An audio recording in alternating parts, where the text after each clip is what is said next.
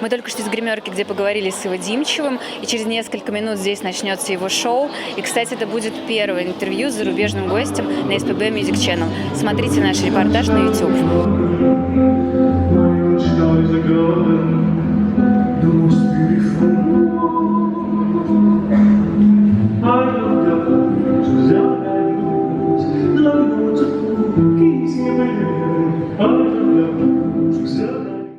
Ivo, I'm glad to see you. You had birthday yesterday, yeah? Yes. How did you spend this day in Saint Petersburg? Tell Well, about I went to a cocktail bar, and then I went to a nightclub, Yeah. and then I decided to rest because the previous night I had a big party in Moscow with friends from that festival. I was performing the selfie concert there, so I decided to be more a nice boy and not like destroy myself before my concert in St. Petersburg, because I want to give like the best of me for the audience here and not be like not just the remains of the party. You're crying for the blood of those you don't know.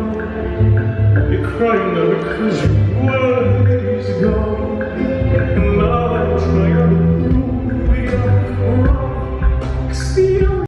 Is it their second concert in Saint Petersburg? Yeah. Yeah, I was here in June this year. Do you have favorite places in Saint Petersburg now, and maybe new fans, new friends? Yeah. Well, I didn't have much time, both visits, but I do like Priscilla, the club. I know. I love this one. You can be very proud of this. I mean, some people can be very proud of this bar. I think it's really cool, and I visited some saunas that I really enjoyed. Yeah, I didn't have much time. But all my encounters with the people here and the vibe, and especially the weekend vibe, is really particular. I'm really sorry that I have to leave tomorrow. I wish I can stay a few more days. No stars were singing all at once inside my lonely heart. It's all around my lonely heart. It's about tragic story. How did you like your selfie concert in Moscow? I saw on Instagram that it was one of the best concerts, selfie concert. Tell about idea of this concert and concept. Well, the concept is that I'm not singing if people are not making selfies with me. So it's kind of the opposite of normal concert, and it's the opposite of what usually musicians require. Because usually musicians and singers, they don't like people make selfies or film, or they're not attentive like fully on the show. But I decided to go the other way around and to kind of deconstruct the idea of the selfie and glorify it and make it from something very selfish to something very intimate, something which celebrates and archives our meeting together, our very close encounter. And people are coming, they're hugging me to make selfies, so everything becomes very intimate and very social. And it's all about us being together and us together making this performance happening, and not really you trying to steal my image or you trying to kind of keep something from me. No, we are constructing the piece together. We're making this choreographic experience because everybody adjusts themselves to me in a different, very particular way. So it becomes very sculptural, it becomes very choreographic, it becomes a very almost sexual. It's a very beautiful experience, and it's not a normal concert, and all the songs the meaning of the songs becomes much more complex just because I have particular people around me during my singing. So that's it. Yeah, I hope I can show it one day in St. Petersburg.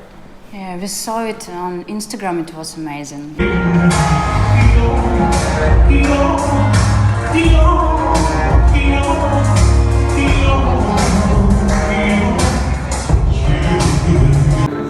I see? Just He's suddenly can make me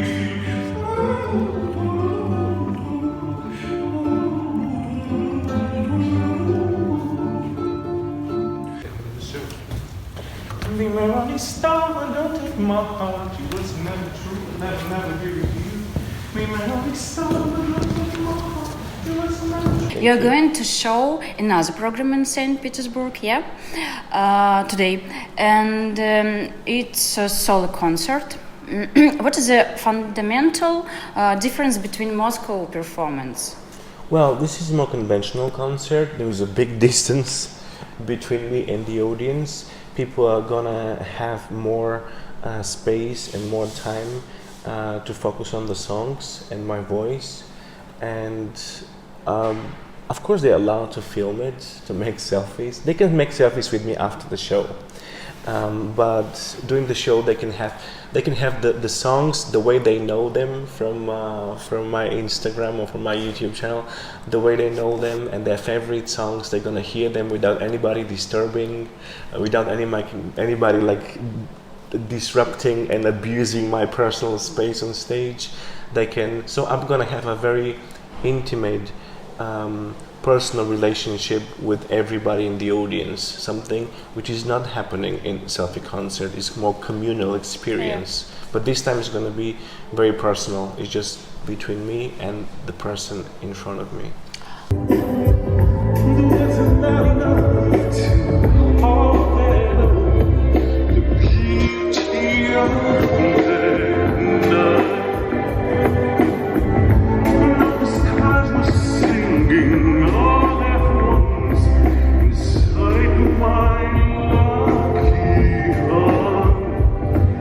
Choose which program to play in every city. I never make a choice. I just have the lyric, I have the songs in front of me, and I just sometimes ask the audience what they want to hear. You know, I like all of my songs. I have written around 50 songs the last few years since I'm writing songs, because as you know, before I was a choreographer making performances all around the world, and one day I just decided to just write songs for a while. Yeah. So I have many favorite songs, and it's hard for me to decide. So I'm open about the audience and the particular place or venue, and I play my favorites in a random order, and then I ask the audience usually what they want to hear. And if somebody shouts, I want Melrose, or I want like Raise Me, or I want IVO, or whatever they shout, I will just sing it.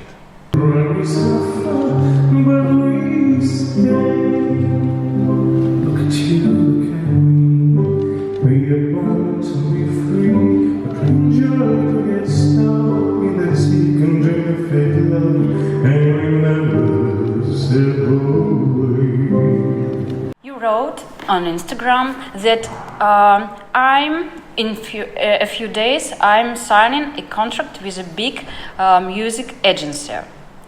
How will that change in your life after it? It's a booking agency. It's a touring agency. So they have an enormous network all around the world of music festivals and music venues, and I'm already quite well connected with many festivals because of my experience as a choreographer and performer for many years.